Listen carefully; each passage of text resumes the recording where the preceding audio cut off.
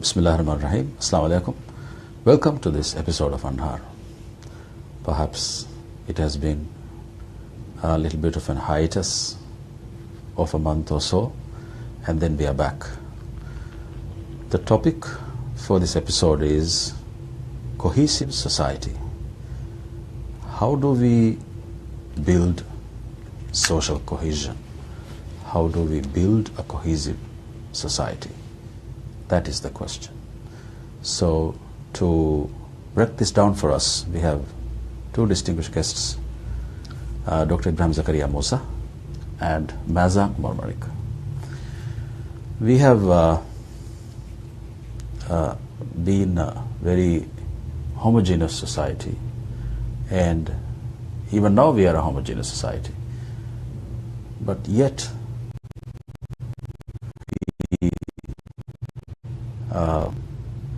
we seem to be heading towards the turbulences that the world is facing because of the divisions that are creeping into societies, in spite of our homogeneity.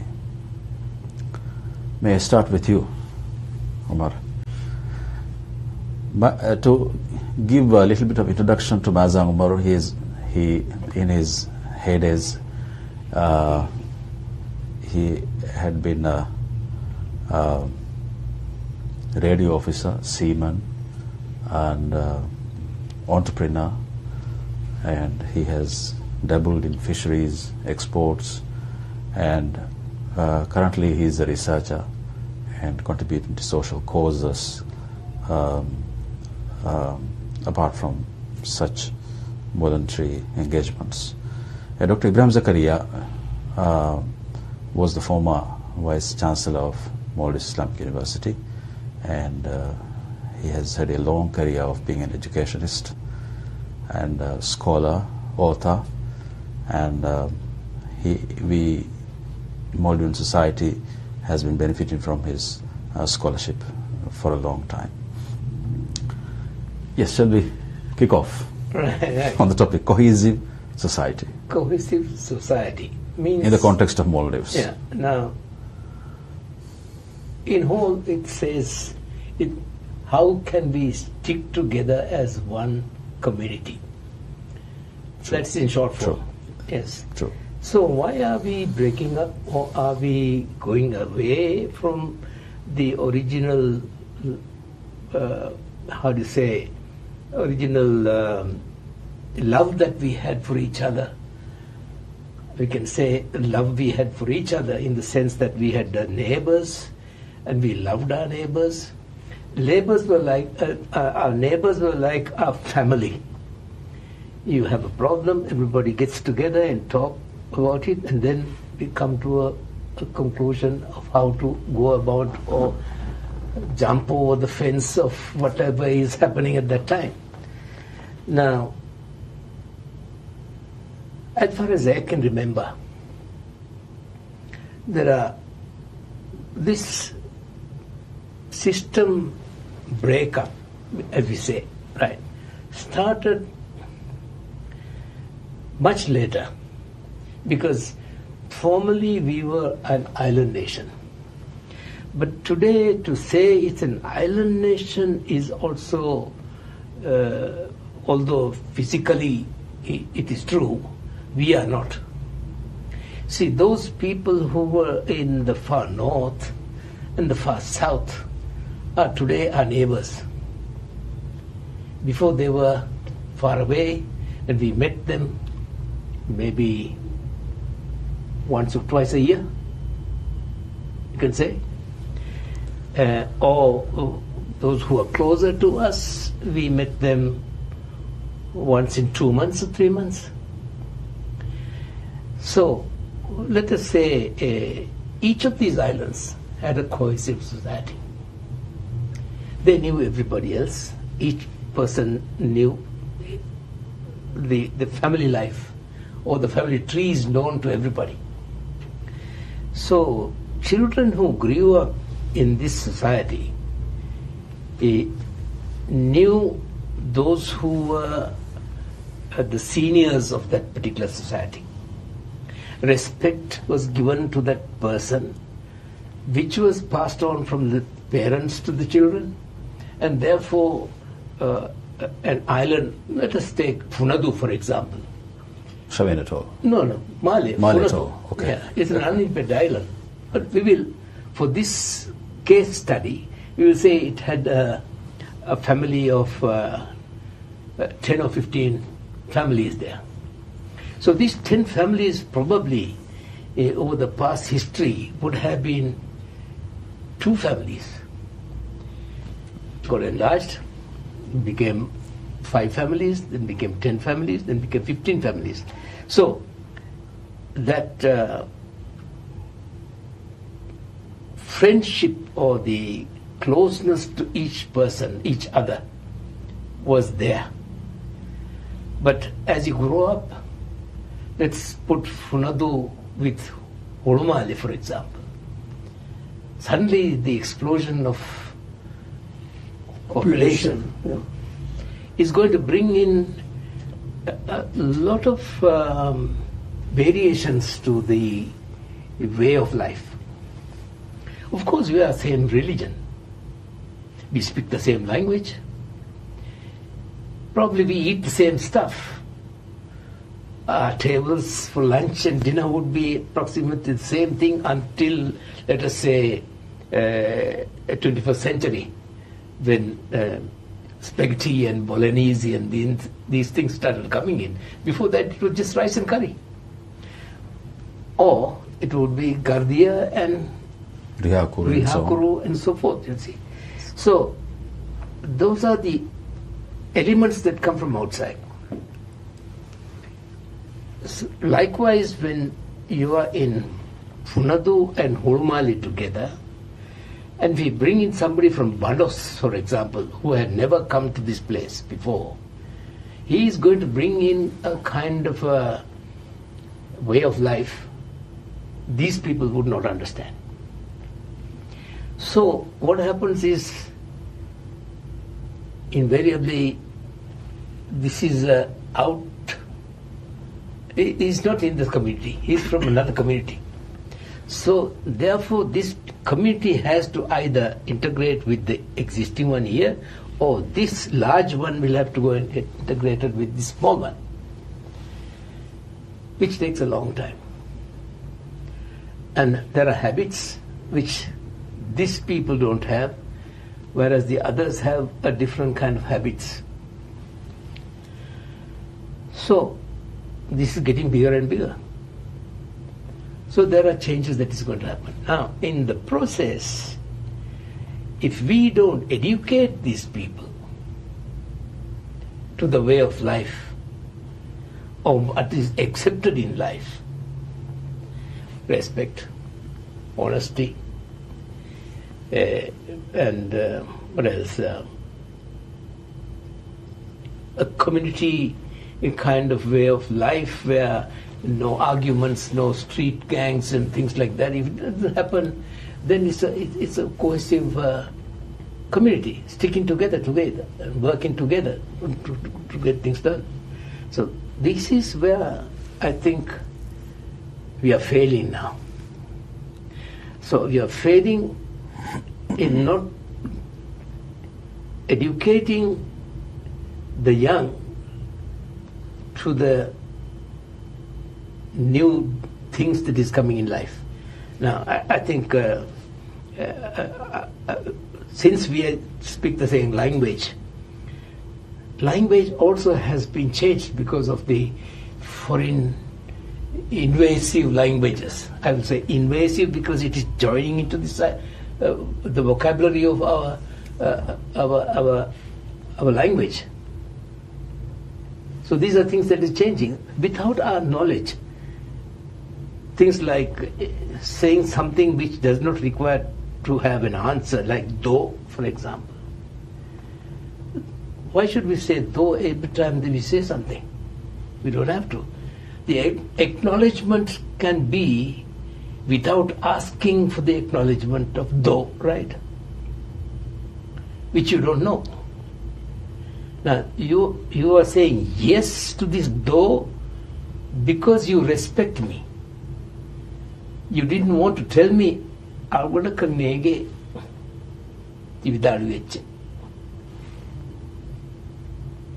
Because you respected me, and I said door to you, to something that you never understood, but you were respectful enough not to interrupt me and say, I do not understand what you're saying, which is the right way to say. So is there anything that you can say that may be changing this? Yeah, to start with the concept of cohesiveness,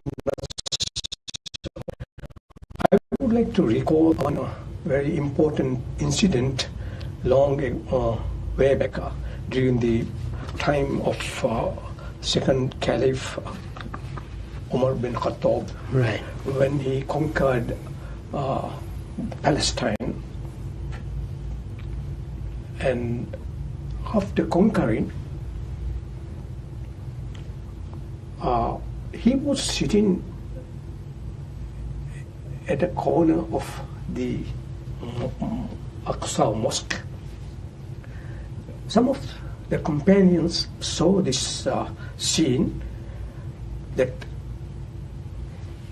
Umar being in a very sorrow situation. Rather, it should be a very joyful situation. Muslims have conquered their first Qibla. So it must be a very joyful situation. So all of a sudden, when they saw Umar being in a very sorrow, and the tears are coming out of his eyes. So the people, the companion were very much surprised and came close to him and asked, "Oh Caliph, isn't this a time that we should be very happy, very joyful time? But we see you in a very sorrow, very sad situation, very crying." He said, "I'm not crying that I'm not feeling any sort of sorrow because we have conquered. Of course, it is a very joyful, very happy moment that we have conquered our first Qibla. But I am thinking of something beyond than that. That after conquering all these places, after all these blessings have been blessed by Allah Almighty on us, and we Muslims as a community been living in Medina for a long time, and after we conquer all these lands, you all will be dispersed, living all these lands, whereby the unity that we have been enjoying for a long time during our Prophet, peace be upon him, time, would be dismantled, dispersed, or vanished. This is the kind of feeling that I am experiencing right now, that the band of army that was surrounded by the Prophet will be going far lands and settling there, whereby the unity may be a challenge for the community, for the Ummah.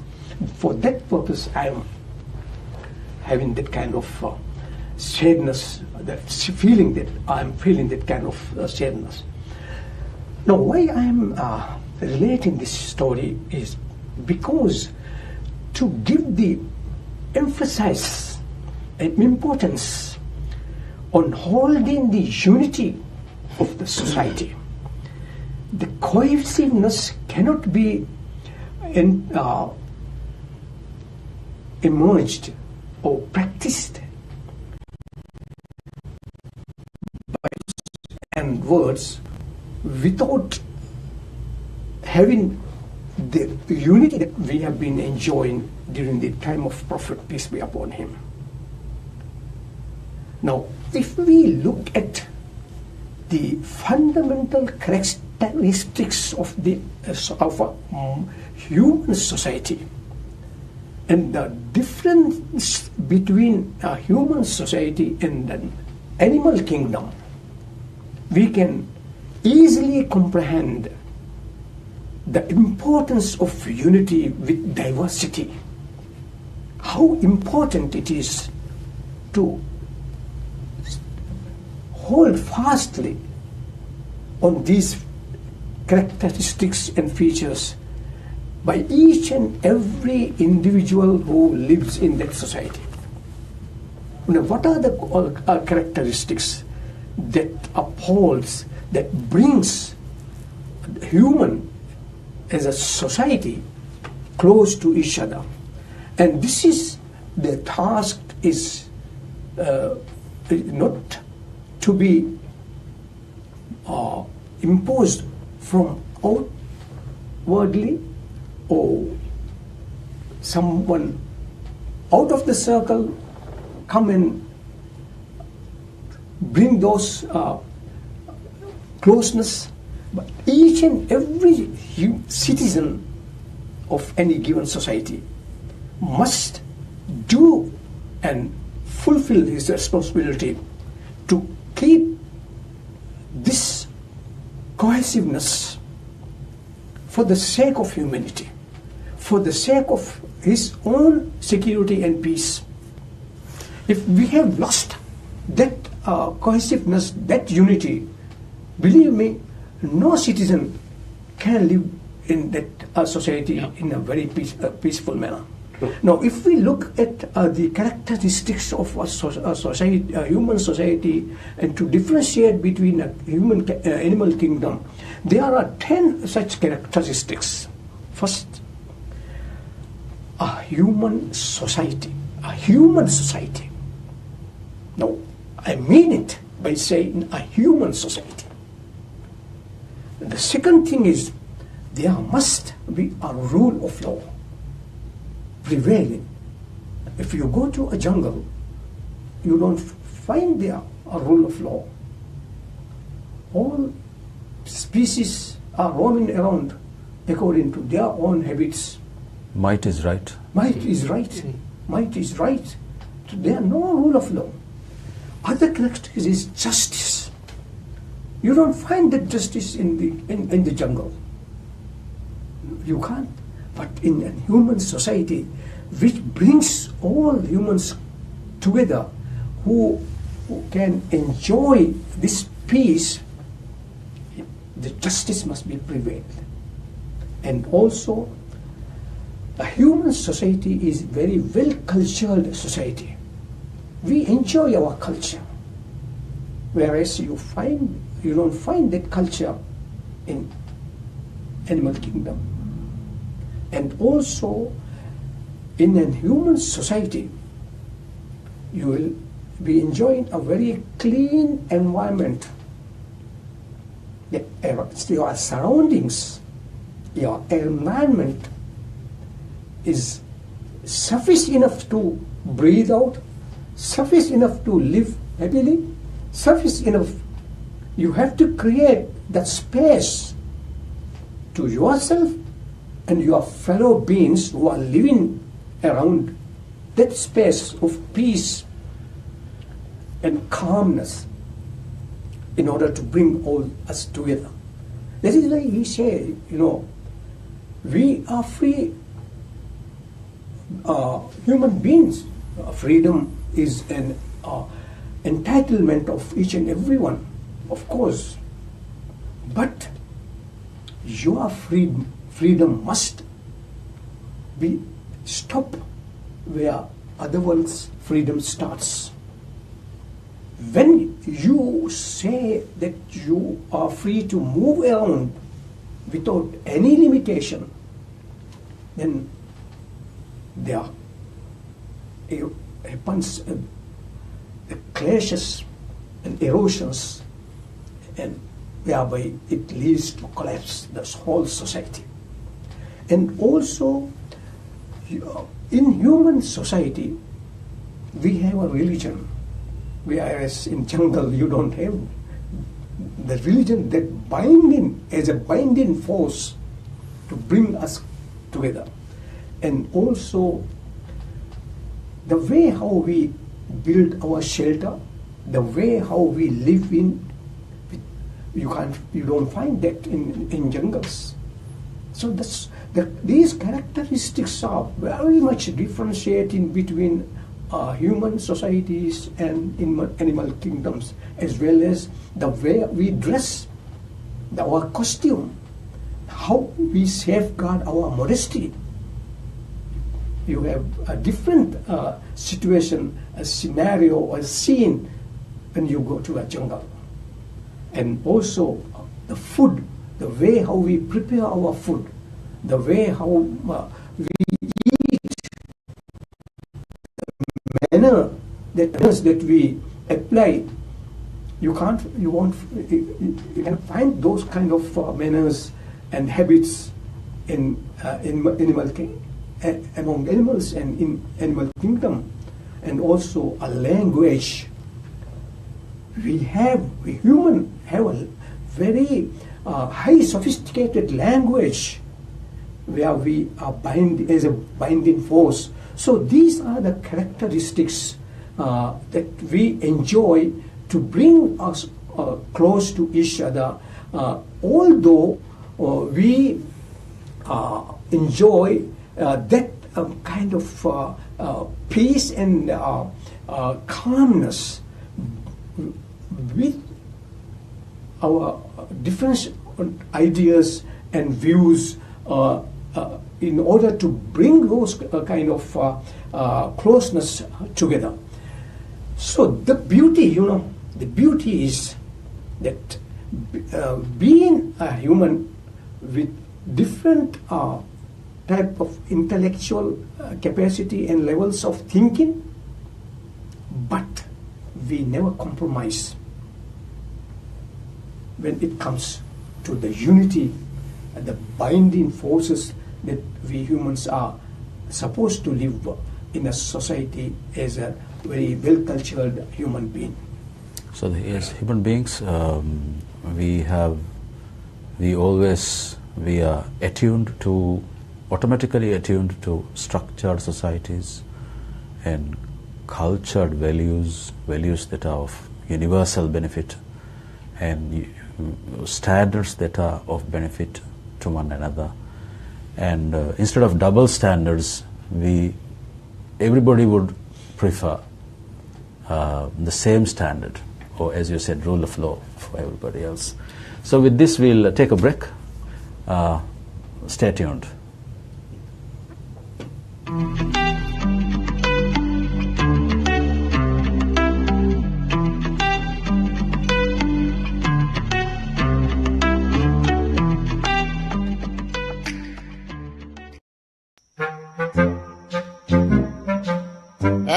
Tikom vadame midani holuwatta keethe haatu huune bakura kade abadu holuwatta daatiye wariginawani huunu wanyamu AC yen har kobbala kitam mi hunna aindafi hama AC aluwaira daniye Blue Star aluwa bala cool wane anghenum ves cool wane anikka spare libene service koddene kada ehmbim etanun kujjaka innam vido Blue Star AC, cold room saman, water dispenser, adi deep freezer. Spring cool!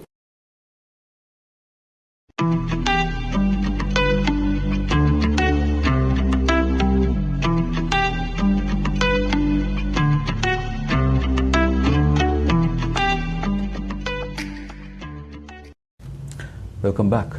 The topic is cohesive society. We have, as Dr. Zakaria and you yourself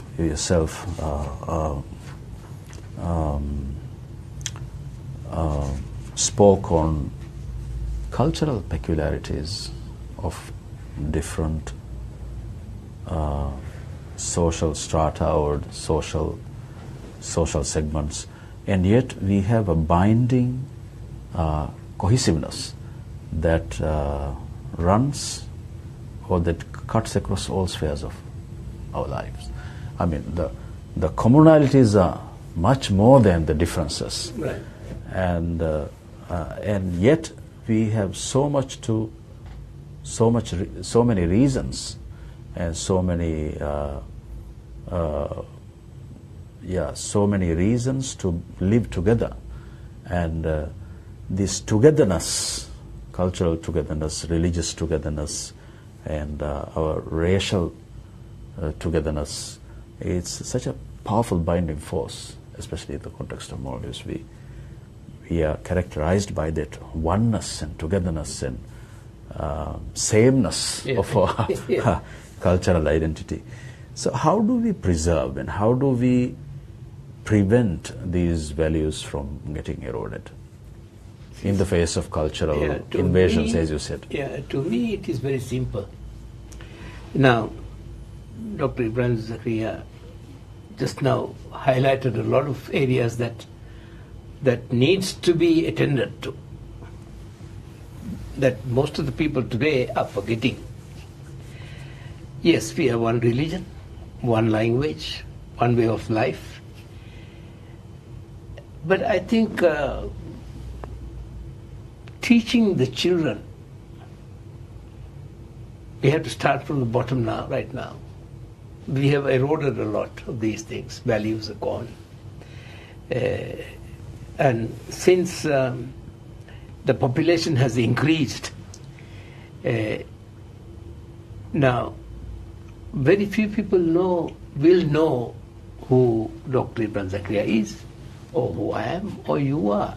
For example, the society has enlarged so much that the far-reaching young boys of today, let us say, those who are 30 years and 40 years, there are people who don't know us. There was a time when people knew us. Why? Because we were a small community. And this community respected each other. That respect brought in a culture which was, crime-free. There was no crime. When you have a society which is sticking together, there should be no crime at all. Now, for that, I would say the population of 1970 to the population of 2000, now 25, 26, the difference is that we go back again to the religion.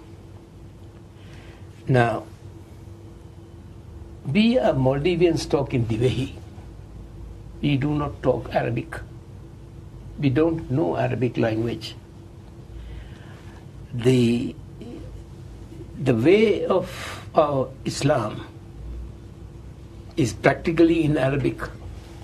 So reading it like a parrot is not going to be giving anything to you, because it's just singing a song in a different language. Do you understand that language? No. But the song, the music is good, so you sing it with that music, the song, not knowing the words. Similarly, Islam is a way of life, mostly. The way of life is how a man should behave and do things the way Allah intended us to. Right? And that's the way of life that we have to follow. Not just such a set of rituals. No, it's not rituals. It's not haram banung and bending. No. Those are a different thing. A prayer is you're having a discussion or a talk. You're talking to your God. I'm having a conversation with him. What do I know about that conversation? I don't know. Because the language is in Arabic, right? But since I do not know Arabic, I take the translations and I try to do as much as possible the way it should be done. But how many people would do that? So let's take the noon prayer, for example. I do my ablution, I go to the prayer mat, stand behind the mudim, and then I start praying the way he's praying. And he says Allah Akbar, I say Allah Akbar, right? But I'm talking to God when I'm praying. That is, all those people who are there is not there. Me and Allah, the only two in this prayer mosque. That's how you want to pray, because you bring your ideas, your thoughts, you leave them out, and then you're standing in front of your Creator and you're praying to Him and saying things that is good for you and asking Him to do good for me, right? You finish your prayer, you come out, and then what do? You forget. Now, just imagine having 5 prayers 5 times a day means not enough, right? Because you only thought for that how many minutes will it take? 5 minutes for prayer, right? 5 minutes if you do a short way of doing it. And after that, the next 2 hours, 3 hours, you just forgot about Him. You just now you stood in front of Him and said, Allah, I will not do this, I will not do that, I will do all the good things that you have to ask me to do, but you never remember that when you get out of the mosque. So this is what I'm saying. 1970s, we thought about it. But today, I'm standing in front, I'm praying, having all the ideas, what do I do after I go after prayers? What do? I have to meet this man, I have to meet that man, I've got so much to do. So those are things that should be removed from your head. That makes you closer to each other. That makes you want to be close to your friends much more than you are. Some of our viewers might think that, are you not being nostalgic about the past, or is it comparatively better? What do you say about it? No, I think, see, in my case, when I was a small boy, learning from the Wajifila, I asked my teacher, what is the meaning of this? Wajifila. I was probably 4 years old. I can remember this because it stuck me in my brain so much so, at my age today, I still remember that day. It was a bad day for me because I was punished for asking that question. Right. And when I didn't have the answer, I did really do something really, really very bad, because that was the Friday, and this Ethurbe was there teaching me. Quite ferocious those days. Yeah, and he was wearing a white sarong, and there was this ink bottle there. I spilled it on his sarong because he didn't know the meaning. Now, had he told me in a way that a child would understand, I would have accepted that. Yeah, But he told me, it is not for you to know the meaning, it is for you to read. Now that is not good, see. Yeah. And imposing that opinion on. Yes, and now what happened was, that, okay, the punishment was very severe. I could not go to sea baths, no more sea baths, going with mommy to the beach in the morning. I was banned, I was grounded. 1 month. Can you imagine, 1 month? But then, when I got enough money, I bought a book with the translations. And I made sure that I read it. Of course, it took me a long time to read and complete because I used to get frightened halfway through because of the mischief I was doing. It hit on me, So I kept the book, then I took the book. By the age 30, I was able to finish the book. Totally. Right. That was an achievement. I still have very old papers break when I open it. Interesting anecdote. Now, the thing is, for me to understand, I need to know the meaning. When I know the meaning, then I know and each time I read, mind you, the meaning changes. Because when I am developing to be a older person, I listen to many other people who talks to me about things. I learn many things, experiences. So that changes the meaning. And I believe what is said in the Quran, that you keep on writing the meaning of the Quran, by the time you finish all the seas, the water in the seas, you will never be able to finish it. Very true. It's knowledge as well as Knowledge, depth of understanding. Yeah. So I don't mean everybody should go to that length, but then try to understand that you're a human being, each other, respect the other, and help the other. That is important. Then you make a good stick together. That's important. Now, the next thing is we should understand that when we meet new people, their way of thinking,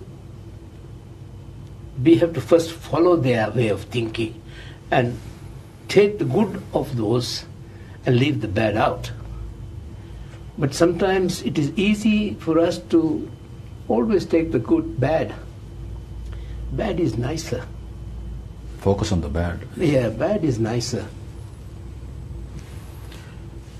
Because it's easy to sensationalize bad and then vilify. We have a tendency to vilify others. Correct. Yeah. Find fault with others and expose people. That's what journalism is mostly about today.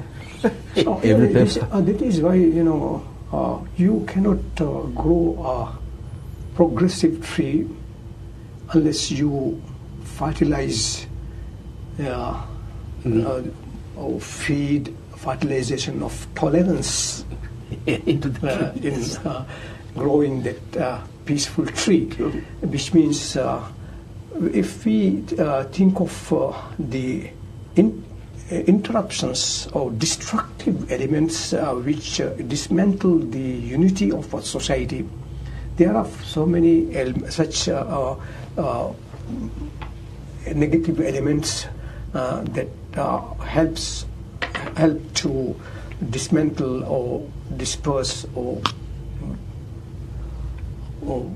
and the cohesiveness of a society. And such a negative element is the power mechanism, the strength paradox, how we use it, how we apply it. Political power, you're referring to? Political power? Not only political power, our own personal influence, charisma. Each and every creature have a mechanism, a defense mechanism, what we call defense mechanism, that Allah subhanahu wa ta'ala in birth or by bringing them to this worldly existence. Each and every creature being instilled with this mechanism, defense mechanism. Now, for example, if you come closer to a shark, it will have that kind of suddenly trigger your defensive reflexes. It will trigger that mechanism to defend itself from that threat. Likewise, human being, we have that kind of mechanism. But the point is how we use that power mechanism, that defense mechanism. For us, we are supposed to use that mechanism not by muscles, not by employing our anger. Rather, we use our mind, our intellectual capacity in order to either to convince or to negotiate or to debate or to prove our positions, rather than applying our anger. That is why our Prophet, peace be upon him, said the strongest person is not one who wrestles well. Rather, the strong person is one who can control himself while in a state of anger. Now, why I'm mentioning this beautiful statement or hadith, in order to prove that the disruption of the cohesiveness in a society lead because how we exercise our power, our strength. If we exercise our strength in a very aggressive manner, definitely, obviously, everything will end up in a very, very negative way, where each group of people will be dispersed, will never come closer while they are in that kind of negative situation. So that is why each and every time we come to an argument, when we have a difference of opinion, we are supposed to use our intellect, our human mind, rather than using our muscles or hand. That is why our Prophet, peace be upon him, very rightly said, the Muslims are those who control their hand and their tongue. If you look at the disruptions of our society, what are the causes that leads to dismantle, deviate people, disperse people, rather than coming closer together? It is because how we use our hand, how we use our mind, our muscles, and how we use our tongue. So if you have control on your tongue and your muscles and your strength in a very wisely manner, definitely we will be, although our thinking may be different, our thoughts may be different, your position and my position may be totally different, but still we can be living together with that kind of differences of opinion. We need to use our muscles and our power to show that I'm more stronger than you from that perspective. So therefore, Quran very rightly said, when you have such kind of argument, try to prove your evidence. Hatu burhanakum in kuntum sadiqin. Produce your evidence rather than having your pinch on the face of your opponent. Right? So it has to be. Now, when we look at what is happening around us, do we have that kind of society that brings us closer to each other by having that kind of exercises, very negative sort of negative sort of behaviors? Self-restraint is very much challenged these days Yeah. by political differences, and you find in all quarters people are very provocative. Right. And then you find people unable to cope with these kind of criticisms, insults, and then what are the real fault lines according to you? See, the erosion of social cohesion is basically because of the large gap between the rich and the poor, for example. The class built up. Class built up, yes. Unemployment, lack of jobs, Right. availability of jobs, frustration, and strong divisions between political parties. And this party system, what has brought is, I can't understand how this pushes friendship. Now, it gets in between the friendship of people who've been friends for many, many years, but then they break up. Families break up because of political party divisions. Many a times. Yeah, now, I cannot understand why they cannot take the party is something like, I normally say, party is like, you prefer a party is like being a religious, religious kind of thing. Like See, a cult. religion and you don't have anybody in between. You and Allah, there is no go-betweens. You can talk to him straight. Party system is similar. Now, Mr. Ibrahim can be of a different party to who I like, but that is his business, his choice.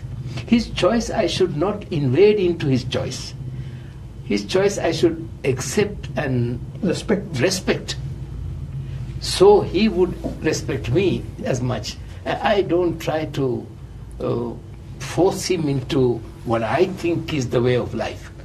It is just like that. I have selected a different style of wearing a shirt, for example. So you don't have to scold at me why you are wearing that kind of shirt. It is my choice. That's right? your choice. Yes, just like that.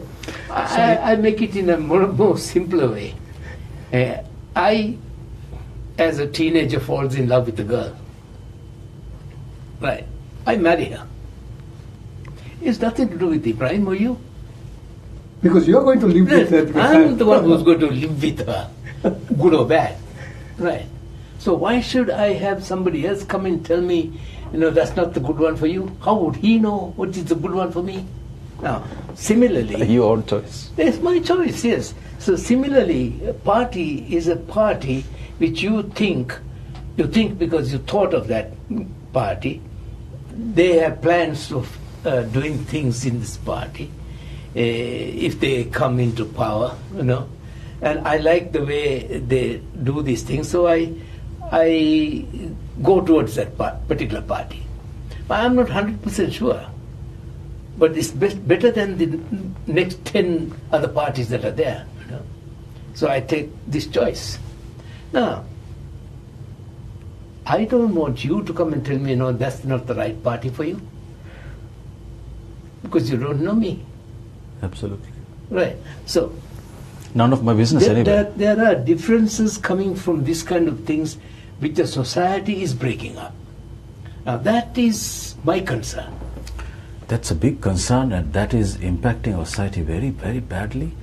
And to mention one instance, today a man passed away, apparently a suicidal incident because of political differences. A couple is completely in disaster. Yeah. Because of political differences and political campaigning and the animosity that came into both of them. This is what I say. So this is, I think we should, as a society, we should learn how to preserve this cohesion and distinguish between rivalry and animosity. Right. We can be political rivals. We can be rivals in different causes. It's really nice to be. It's nice to be healthy rivalry. Yes. But then it should not turn into animosity. No. And antagonism, grudges, Vulgarity jealousy should not come into it. And sometimes crossing the civility and entering into vulgarity. Right. Barbarism in the end. It is. Unfortunately, we have time is against us. Yeah. So we have reached the end of the episode. Thank you very much to Dr. Ibrahim Zakaria Musa for this lively discussion. Thank you very much for having me. Maybe we can talk a lot about this. There's untouched areas in this subject. Like transparency, like, as you said, justice, which is also a part of it. So maybe one day we should sit and talk about this. I'm sure Yes. we have to extend this beyond this point. Yes. Thank you, Mazam Barmanik. Thank you. Thank you very much. Thank you for watching. Looking forward to presenting you another episode. Assalamu alaikum.